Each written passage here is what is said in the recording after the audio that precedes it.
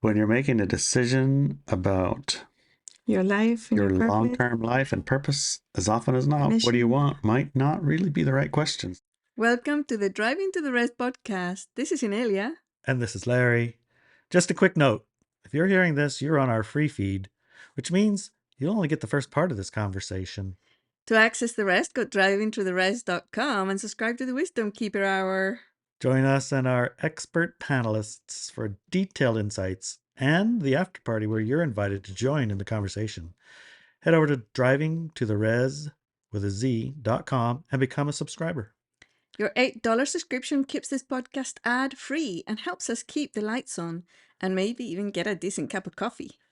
More importantly, it connects you with a community of passionate wisdom keepers like yourself. So if you're ready to go deeper, join us at drivingtotherest.com and support the journey.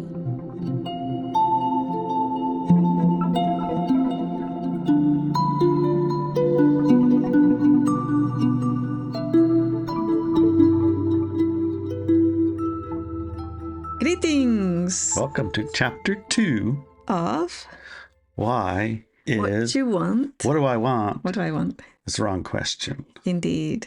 And how many times have we been asked, what do you want? What do you want? What do you want?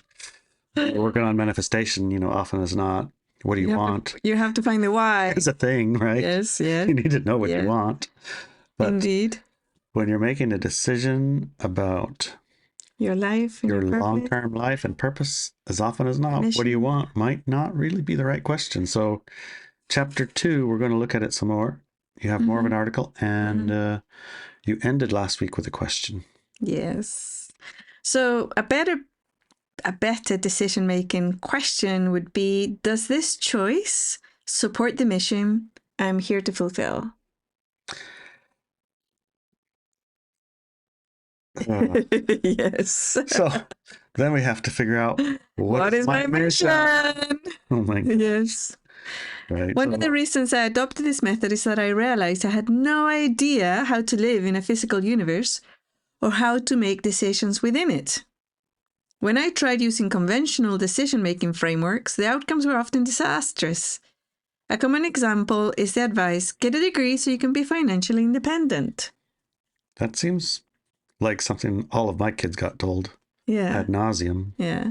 That advice by itself isn't wrong. It's not wrong. It isn't. You have a degree. But it is incomplete. Mm-hmm. It fails to address why financial independence is so desirable.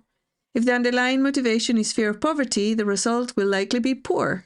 If the motivation is the ability to support your village or community or even family, the outcome will almost always be beneficial. Because then you have to ask yourself, why do I want to support my village? And if it's so that people like me, then it's not going to be a good one. Right. And, you are asking a question, so it might be the answer is no, getting a degree doesn't support your village best. Right. It might be that. Yeah, it could be that too. Right. So, yeah. Yes. I think part of the whole thing that we discussed on the second hour, the Wisdom Keeper Hour too, is that working on this by yourself is not often a good productive, plan. Right? Yeah, because how will you be able to tell one thing from another, whatever, I mean... Yeah, it's like trying to cross-examine yourself. Yeah. Or play checkers and chess against yourself. Yeah. You can pretty much stack the deck, give you the answers that you're thinking you want, or the ones whatever. Yeah. Exactly. It's just obvious. You can't play checkers against yourself in any meaningful way. Not in a meaningful way. You become... I've tried to play chess by myself when I was little, when I was able to play chess. And I remember it became to a standstill. I couldn't make a move because I knew all the moves for each move that the other, like the black part would do and the white part would do of the chessboard. And I was incapable of making a move because each move would end up with either a win or a loss, and I knew which one. So eventually I had to pretend, okay, I'm just going to be a little less Smart Smart in one side. One side, and then I have a chance. I'll just be that one. I didn't have that problem. No. No. When I was playing chess with myself, I just made up new rules. Oh. And an entirely different game. Yeah, that's not going to work in a world full of rules of engagement. I agree. I agree. Yeah. Wasn't an effective chess game, but it was an effective Larry chess game. Entertaining. Yeah, it's quite entertaining for myself. Yeah, I can imagine. Yeah. I couldn't define the rules because they ever shifted. They ever shifted. Strange as it may sound, decisions made for the larger good reliably lead to greater happiness and satisfaction. I have heard that. Yeah. Is it true, you think? Yes, but again, it depends on how you're looking at the larger good, right? Right, because good. I mean, obviously that can get pushed right into martyrdom, or yes, it can get into sacrificing yourself. So exactly. It's better for my village if I sacrifice myself now. Right, and that's gonna make me happy. That's never gonna work. It's not gonna be good for your village or you. Or taking one for the team energy, not gonna work. It's not gonna work. It really isn't. God, so many of these little side rules. Every time you say something, then you immediately, it's the immediate process and that's why it's hard to do this stuff by yourself. It's like you immediately jump into light dark savior, light dark martyr, light dark victim, light dark whatever. It's like you ask the question, and so you answer it through the light dark lens. Right. So one particular person, when they started studying this became extremely self-absorbed, right? Because according to them, they had been doing everything in their life for their family and the others, and they had, quote, sacrificed themselves, unquote, for the larger good. So now it's all about me. Yeah. Yes. I was like, I think you missed the point. Both of them. I don't think that's what we're talking about here. Let's review. So, before I explain my method, I need to clarify two terms, purpose and mission. This distinction emerged during one of our walkwithmenow.com monthly calls when Katrine, one of my students, pointed out the difference. We may be born with a purpose while we consciously choose a mission to carry out that purpose. So I thought that was brilliant. Genius, Katrine. Yep, that was a brilliant. Brilliant distinction and human language. Yes. It's like something that really gets to the core of this. And we can now finally work with it like in a more efficient way, which is excellent. Excellent. I was born with the purpose of making the world buzz better. That's how I understood it in toddler language, and by world, I meant people, all people. As an adult, I translated that purpose into the mission of delivering the message of empowerment. How did that translation from innate purpose to conscious mission actually happen for you? Were there some realizations or what? Because from make the world buzz better to delivering the message of empowerment. One is like totally toddler, and the other is almost a different language than English.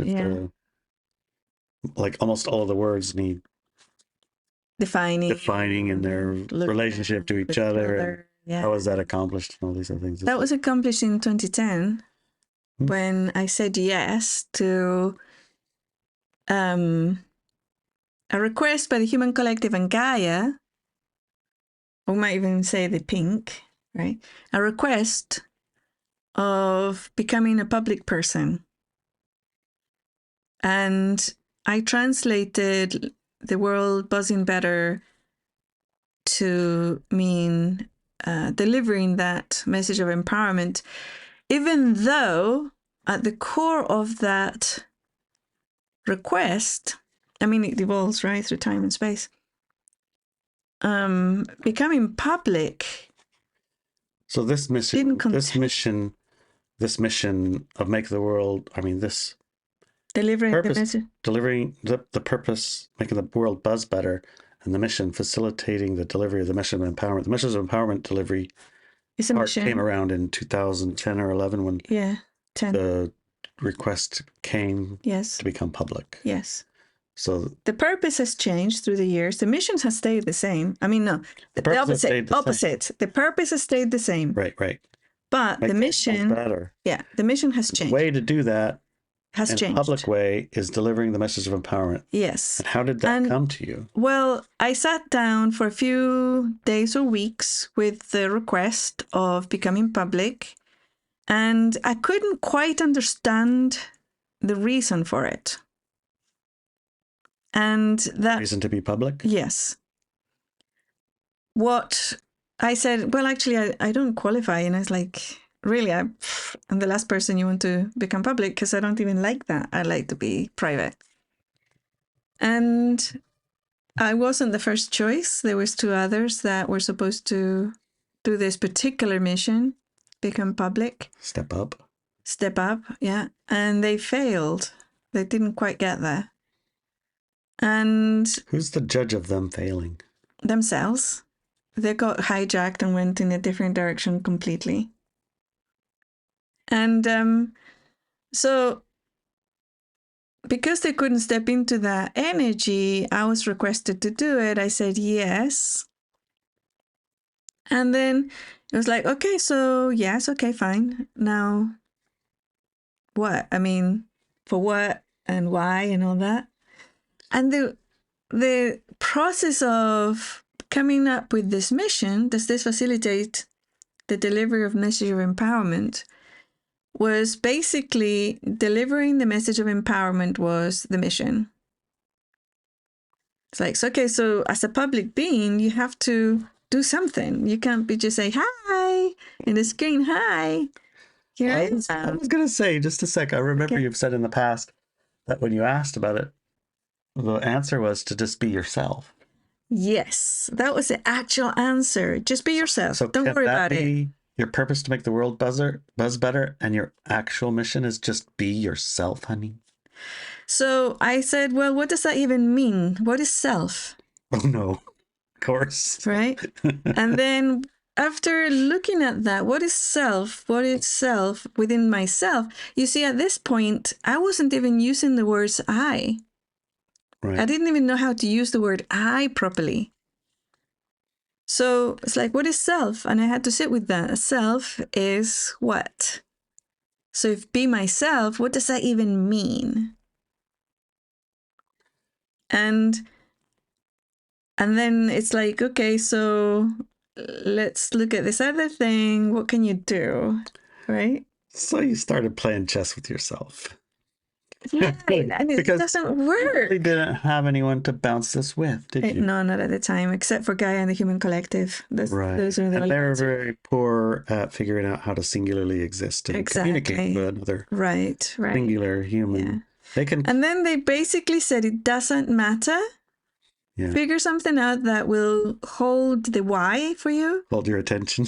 Yeah, hold the why. And then I said, well, it can be based on making the world buzz better, because I know that one.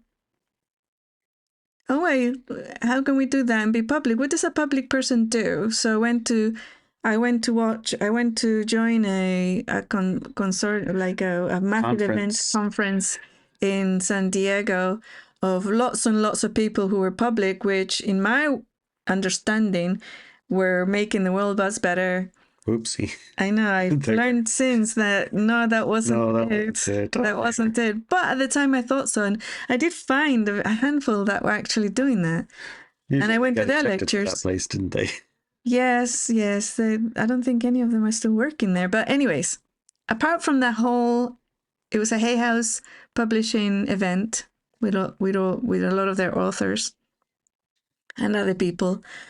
And I walked through all of them, and it's like, eventually I came up with that phrase, right? The facilitate delivery of the message of empowerment.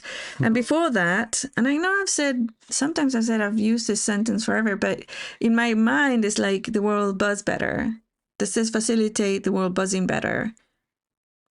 And I even as a toddler, I did not have a full understanding of what that meant or how it could come about. I feel like your music makes the world buzz better, honey. Yes. But yes, exactly. So if you And then it's like, just be yourself. Where's the you and where's the self? And I had to play with that for a while. And it's like, okay, so I need to be able to have a singular self, a self. I don't know if you've ever Googled a self that can engage. Look at the dictionary or whatever, what the definition of self is. Okay. But at the time I did that. So it was like, okay, it's like a personality, a construct, a persona, blah, blah, blah, whatever. So something you identify with. And there's a lot of stuff that was involved in what self means. And the I am and whatever. So I started playing with the word I am and I and putting it into sentences and things. And it felt very uncomfortable. And then this guy who was giving me some advice at the time, I sent an email out on my newsletter, and he calls me and he says, Nelia, all of your emails, they're not really something a person can relate to because you don't use the word I in there. You need to inject some I's into your articles. And I said, okay. So I started looking at it again. And I reviewed the article and I rewrote it. Or the next one I reviewed that I was going to send, and I rewrote it with some I's in there.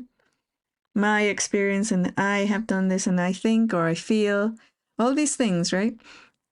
And then the response back from that email was 1,000 times better than the previous ones. And it's like, oh, that's what it means to be relatable. Okay, right?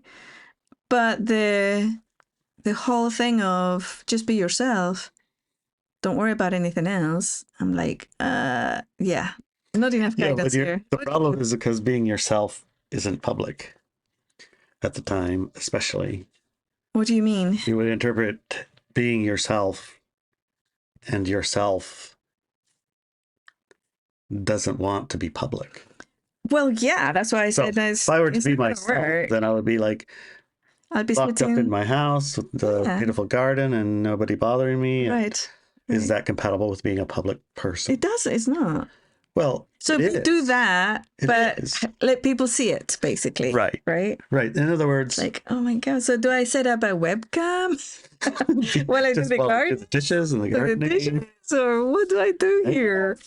Who knows? It might work really well. Something that we can evaluate moving forward and see. Yeah. So if you were more yourself and less your mission self of a public person that goes out to meet people, and I don't know. It's something we can explore. Yeah. So yeah, that was part of it. It's like, go out there into the world and be yourself. Yes. So it wasn't like just be yourself in the kitchen. It was literally be public, go out there and be yourself, right? Right. I think at the time that was hugely important, honestly, because there was a difference between seeing you on a screen and meeting you in person. There still is, I think, a difference. I'm sure there is.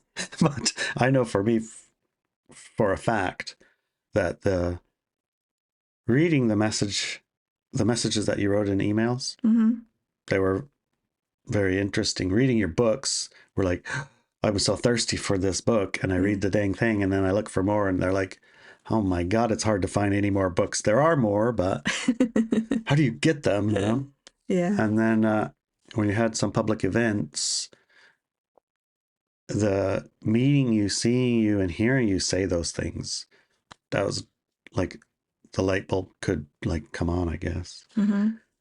Do you remember anything that I said in those events, though? You said the same thing you wrote. You didn't really say much different. You shared some personal stories about. Right. Yeah. Yeah. And the personal stories were okay. It was almost like, I'll be clear, honest, the event part, listening to you talk, was a big, like on the scale of interesting, 1. 10 was seeing you and meeting you, and maybe almost getting close enough to shake your hand, but not quite that close. There was the words didn't matter. It was that your presence was there. Yeah. That made all the difference in the world. Again, like I said, the words didn't matter at all, honestly. Less important. Sorry, honey. No, that's exactly my point. That's what I'm saying. Do you remember anything that was said? Because probably no. Well, not right? not specifically, other than general intro. Here's who I am. Born for raise the rose, bank the world. This exact conversation we're just having. Yeah. So that was a translation, right? Delivering the message of empowerment. That was actually a thing that you could put your teeth into and go do, and then be where people can come next to you. Yeah. Somewhat. Mm-hmm. Okay. Yeah. What about before that? Before what? Before becoming public and delivering the message of empowerment. How did you before we go make there, the world buzz better? Before we go there, right. I want to invite you to join drivingtotherest.com, our platform for this podcast, because we're going to have a public event in May that is very special, very, very special. And it's like we expect between 10 people and 1,000 people to come. So I'm not going to say it publicly because I'm not inviting just everybody. I'm inviting the individuals who are still listening. And if you're one of those, make sure to get into drivingtotherest.com. Either it's a newsletter, just get news, the free option, or you can get the second hour option or the extra options. Any of those will do. Just make sure you get in there. Drivingtotherest.com. Actually, I think it's still radio.drivingtotherest.com right now, isn't it? Sure, they're going to change it there. Either way, but radio.drivingtotherest.com or just drivetotherest.com. One of the two will get you there. Yeah. If you see this podcast, then you're invited. You get all the details, addresses, and all the things. Okay. Anyway, so before delivering the message of empowerment at a public level, what was your prior mission that was still in line with your purpose to make the world buzz better? The prior mission was interesting. Missions. No, there was just one prior to that, and it was there for as long as I remember. I remember making the world buzz better and then trying to figure out how to do that, and I made a whole bunch of oopsies. Like one of the oopsies I talked about last week, right? Oh my God, that was so bad. And then I figured out by just the human collective delivering this people was that if I was able to work with cleanup and dust off and educate public light workers, the ones that were literally delivering and being light on the planet, then their effectiveness went off the roof, really good effectiveness. And I saw that was a great way to do it. I don't remember the words. It was like amplify the delivery of the message of empowerment, right? And it literally was like that. I was traveling all over the world as an adult and meeting these people. But before that, they would come to me also, or within that, they would come to me also. Or just be like somebody who's sitting next to me on the bus, But it was always people who had large audiences and had a light mission. And there was a lot of bodhisattva energy at the time. There was a lot of sacrifice and martyrdom at the time. So the first things I would clean off was those energies. You don't have to suffer in order to do this. And the way that I visualized it was when I got next to them or they got next to me, they were in a pit of mud and poop, right? And I would look at them going, here's a rope. They would grab the rope and I would pull them off out of there. And I wash them down with a hose, right? Nice and clean. Give them some food, some drink. Give them some tools that they can use so they don't drown in there. And always I would say to them, you don't have to go back in there. You do not have to go back in there. You can do it from here. 100 times out of 100, they jump back in. They jumped back in. Yes. And I'm like, oh my God, I don't know how they can do that. And I remember one person said, why don't you do it? Why don't you you jump in? And I said, I can't. If I jump in there, I'll die. I won't even last a millisecond. I can't do it. It's not something I can do. And so it wasn't for me to do the jumping in. So really your mission didn't change dramatically before and after. The only difference is public versus private. Exactly. Yeah. So it's still making the world buzz better, and it's still empowering people. At that time, it was people who were very public, who had large audiences. And it could be like a singer, an actress, actor, or a teacher, like an enlightenment teacher or a guru, or I recognize something. Healers. The other two who were supposed to take up the public mission couldn't not jump back into the mud and the poo. Well, they were also hijacked. Well, they dragged directly into it. Not just that. Wouldn't leave it. Yeah, but not just that. They wrapped themselves in certain poop thinking that's what they were supposed to do, And I did work with at least one of them. Actually, I tried to work with both of them. Yeah. One of them, their public entourage, blocked me. And the other one just refused to let go of the special mission that he thought he had to do here, which was total martyrdom, sacrifice himself, his body, his health. And it's like, no, dude, that's not, you're not supposed to do that. He could be in there, but not taking on the world's ills, right? Right. It was so hard because these missions and purposes, when they get sucked in like that really hard, they're really hard to drop by the ego. Yeah. But I don't know what to say. They were about both it. Wrapped up in their egos, and they just could not release them. They couldn't let them go. But anyways, going back to the delivery message of empowerment, you're right. It was the delivery of the message of empowerment, but via other people. Yes, privately. Yeah. And I would facilitate it by sometimes bringing them back from the edge of death, Mm-hmm. Or just they were overwhelmed, and sometimes they were about to give up, or sometimes they were about to step into the dark, Mm-hmm. full time. And some of them did. Some of them, when I gave them the option and the Human Collective orchestrated our meeting and I put it all down, like, here it is, right? Mm-hmm. They still fell for fear and jumped into the dark side of the equation, and they're facilitating a split, but from the dark side. They're working for the dark. Yeah. Prior to going public too, and prior to split, actually, you didn't differentiate hugely between making the world buzz better, dark battles or not, right? Were you flirting with the same thing? What do you mean? Facilitating battles? No, I was a psychic warrior, and I would do a lot of that work. A lot of it. Yeah.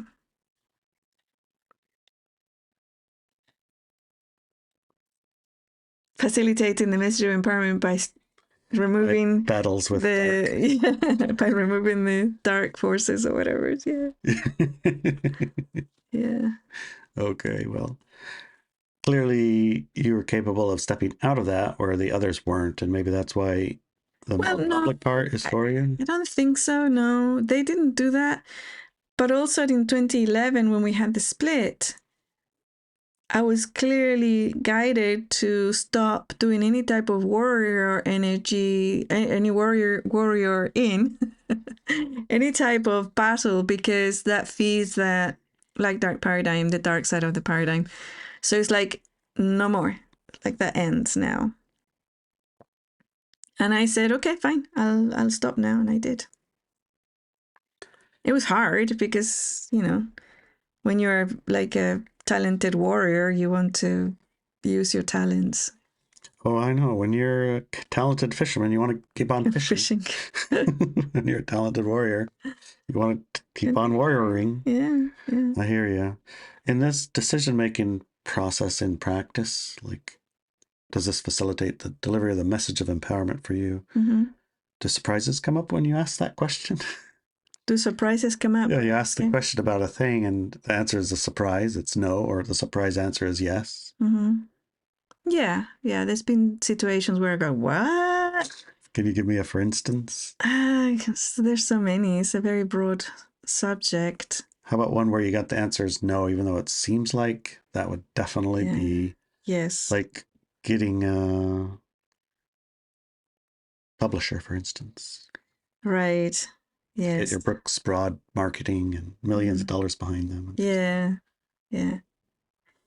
So, yes, that would be a good example. That's getting a publishing house to publish my books. Actually, it was indeed the publishing house that Hay House, yeah, that one.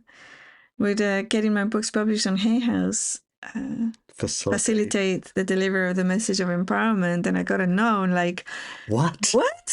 No, that can't be right. Come on, look at this. Again. I mean, I love. Come on now. No, it can't be right. She's awesome, and her published authors are, most of them are absolutely amazing. So how can this be? I don't understand it. But it was a no, and I didn't understand it.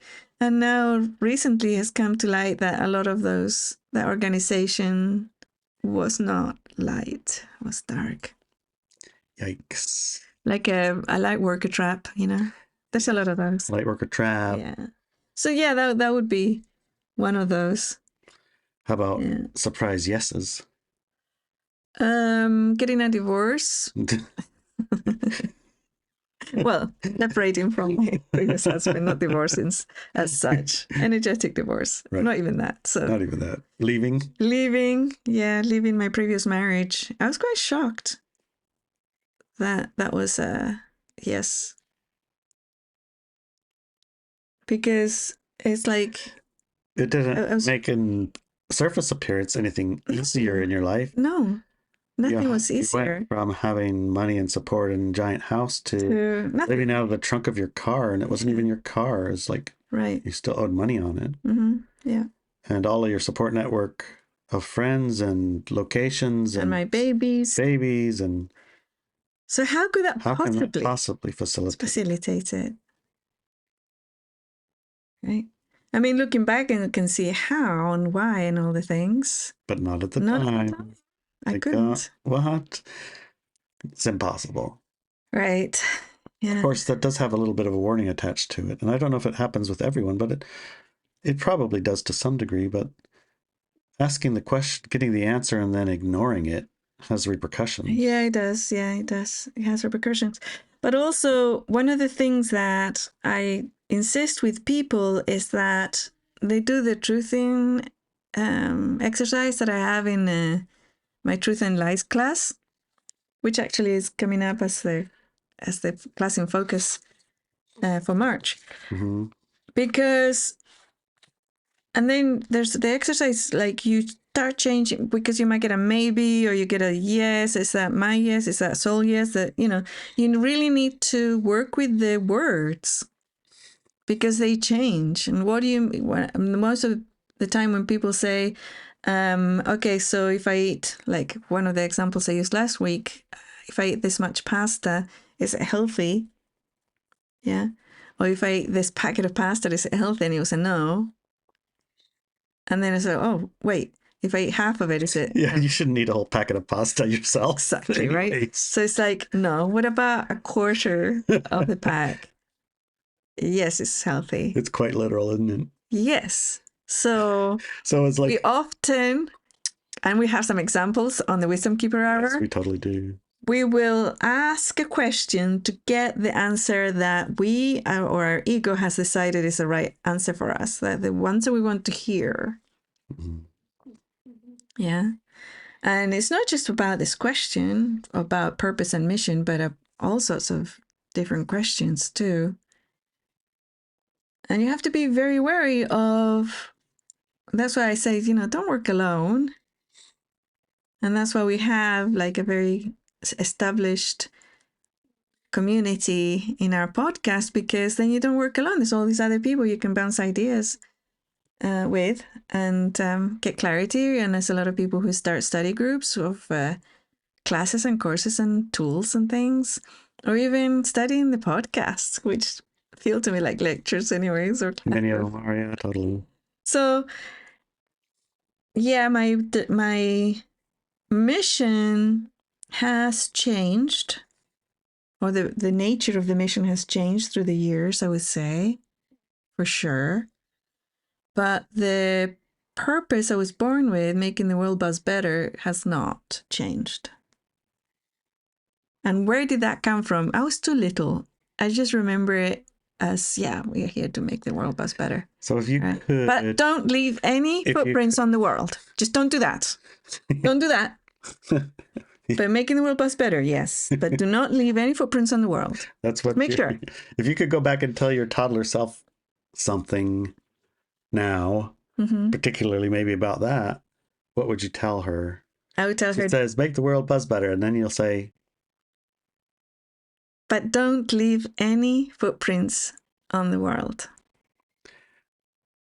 I think you did tell her that. She's spent a long time trying to figure out what the hell does that mean?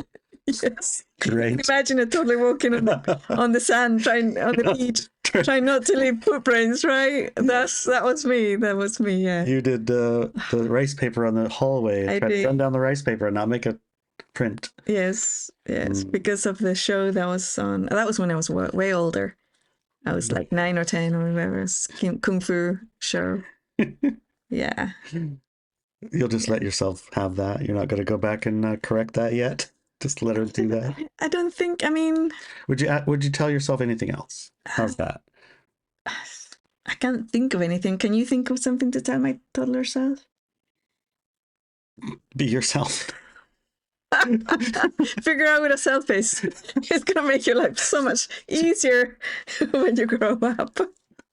Oh man. Honestly, that's a tough question, isn't it? Because on the one hand, we look at life, the life we led, and we say, well, I'm here now. So if I mess with it, do I mess up now? I mean, oftentimes it's not. People will think that. If they're in a place that they like, they don't want to mess with now. If they're in a place that they don't like, yeah, they probably go back and tell themselves stuff, but who knows? Yeah. So it can be hard because then you can start to justify the bad things in your life. So if I were you, I would go tell your toddler self not to marry that, one guy. Oh, yeah, I totally would, yes. Have the first husband and then find another father for all my children, definitely. Okay. Yes. Yes, minimize the pain. So when I make decisions, I ask a single question. Does this facilitate the delivery of the message of empowerment? Yeah. Okay. And on our Wisdom Keeper Hour, we do explore how effective this approach becomes when others adopt it, like just verbatim. We'll also discuss how to discover your purpose and how to define a mission that aligns with it. And if you're curious, you should be. This is a vast and meaningful conversation. Anyway, so yeah, because if you try to adopt my purpose and my mission as seen in early events, it might not work for you. You really need to have your own for it to be effective. And we are working on a process to help facilitate this. Yeah, we are working on that process, yeah. It's not a process that's finished. No. Process in process. Yes, and this podcast and the Friday at 9 a.m. party at 9 a.m. Pacific. Yeah, if you're part of that process of the Driving to the Res Wisdom Keepers second hour podcast subscribers, yes, you have an invitation every Friday to meet with us and the other Wisdom Keepers for an hour-ish, sometimes we go a bit longer, conversation about the podcast and or what's happening. Yes. And usually it's about the podcast, and then it starts to wander a little bit. But an example of finding out how to find your purpose and mission, your current purpose and mission, your current light purpose and light mission. I mean, that's something that we're working on together. And don't do it alone. Right. We'll see you on the Wisdom Keeper Hour. Bye. Join us for the rest of this conversation at drivingtotherez.com. And when you go to drivingtotherez.com and you join in the rest of the show, rest of the second hour, you also get to Join in the after party. 9 o'clock on Fridays, we all get together, including you. Dr. Kara. Hello. We want to know, What do you want? What do I want? Yes. Yeah. Or What do what's you my want? purpose or mission? Those are very different questions. She got us. She was very fast. She's we want to know fast. what you want. What I want, what I really, really want. I want to. Yeah, that one. Yeah, we want to know. Okay, what do I want? What do you want? What do you want? Well, what I really wanted was to have the whole planet freaking ascend, but that didn't happen.